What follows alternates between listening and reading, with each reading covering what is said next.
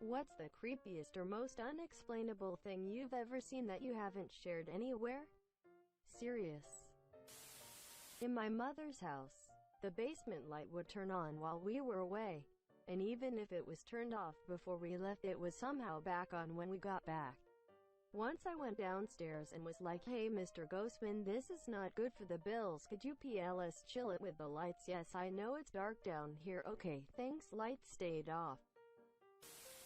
Running through a large field in the middle of a nice neighborhood on Halloween night. Got gas sprinting halfway and reached out to hold on to a tiny tree. Felt what I can only describe as claws like bugles on your fingertips wrap around my hand. Noped the FK out and ran back to my group of friends. There were no leaves because it was fall, so I still have no clue what it was. I got recalled into work and was driving at about 3 a.m. I was in a very rural area in western Washington. As I come around a curve, I see a woman in a nightgown on the side of the road looking up at a steep embankment. Just standing there staring away from the road. There are no homes nearby. Not for miles. I call 911 and pull over about a minute up the road, not knowing what to think. Deputy showed up, couldn't locate anyone, and was as dumbfounded as I was. Rescued a blue tick coonhound that had bad anxiety when we left, so he had to be crated. Went to the grocery store with wife and 2 young kids and left the dog in the crate. When we got back, the dog was out of the crate, but the crate was completely closed and latched. There was no apparent way it could have happened. We problem solved it for the entire day and couldn't figure out how he did it. Called him Bloodini after that. His unmatched escape skills continue though. He could open doors. No fence could hold him in. The dog simply climbed fences. We ended up rehoming him for his own safety. He actually wound up as a farm dog, which I'm sure was his best home. My dorm hall had some weird poop happen. But one of the weirdest was that I went to the bathroom to wash my face and brush my teeth. The sink was right next to the entrance, and as I washed my face, I saw and heard the door open and noticed a figure move to the end of the stalls. I figured a girl had just come in to use the bathroom. I dry off my face and begin brushing my teeth, but realized I didn't hear anyone else. I checked each stall and no one was in there. I quickly grabbed my stuff and noped out. Mine's pretty minor. I was awake one summer night with my window wide open to try to cool my room, and I heard this gigantic droning sound appear out of nowhere and remained for a few minutes. Sounded like it was coming from just outside my window above the road. It was one of the loudest sounds I've ever heard. Didn't sound like a helicopter. There wasn't that chopped of blades in the air. And once it had stayed for a few minutes, it faded away, like it was going up into the air. Never heard anything like it since. I was probably 18 years old, and was driving at night to see a friend. This man kind of jumped in front of the car to make me stop. He honestly looked crazy.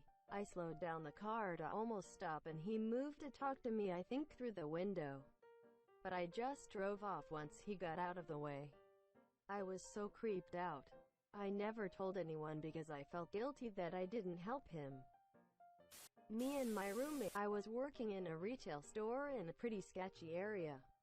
She was notorious on my block for being a crazy, but she'd visit me all the time and told me she thought I was cute. It was really bizarre cause she looked like a crackhead, but she'd act like a teenage girl around me. I tried to be nice to her cause she was known for being volatile. Anyway, on Christmas Eve she packed an entire Christmas dinner which she told me was all home-cooked Guyanese food and the cologne set. As she was leaving, she just squats down on the floor and throws her hand up and starts cackling. Yes, cackling which faded to a giggle. Never saw her again. Edit. Yes, I ate it, and I enjoyed it. Confirmed with some Guyanese Redditors' main dish was definitely pepper pot. There was this lady who was obviously a heavy drug user or ex-drug user. She must have been. I lay down to sleep one night. A few minutes after I got into bed, The door to my room flew open with a bang. I heard something quite large and noisy stomp around the open area of my room. Even felt a breeze that ruffled my hair. And then my door slammed shut and all was quiet. I was paralyzed with fear for a long time. Never got up to investigate due to sheer terror. No one else was home. It always took me forever to fall asleep, as I'd have to. My father was my grandmother's favorite child out of 6, as the last character in his Chinese name was Shan, or Mountain. I remember going to her funeral when she passed, and we were burning paper money for her to use in the afterlife, a Taiwanese Chinese tradition. I vividly remember watching my dad picking up a scrap of half-burned money and making a sort of strangled noise. It was burned in such a way that it resembled the character Shan, even down to the middle prong being longer than the other two. I am seriously not religious or superstitious, but that was probably the closest I ever got to believing in the supernatural, or at least ghosts, partially because he was by far the youngest out of 10 children. She nicknamed him. I love these threads and will never get tired of them. I used to live in the middle of nowhere. The town had less than 200 people in it. I used to work through the night in one of the metro areas, and it was about a 40-minute drive with about 15 of it on a county road. I used to think I would see poop in the fields, coyotes, deer, etc. all the time. Never thought twice. Well, one morning I was on my way home, about 3 a.m., and we had a little bridge to cross right before we got to our road. As I'm closing in on crossing the bridge, I can see something pearl white just hanging out in the middle of the road. Thought it was probably a swan and it would move. As I got closer, I realized that swans are not that big. I was in a F-150 and it was at eye level with me.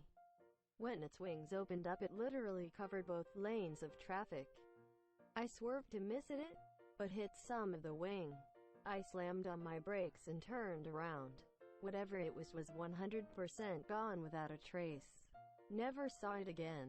If it was a bird, that's the freaking biggest bird I have ever seen. Oh, and I did not alive by anything considered to be a large body of water. Edit. The only thing I can describe it as a humongous crane. But the only area where cranes lived close to that old house was about 5 hours away. Edit. Grammar. The town had less than 200 people in it.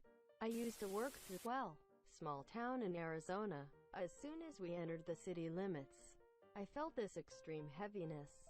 Very surreal, dark, almost like a shroud of evil.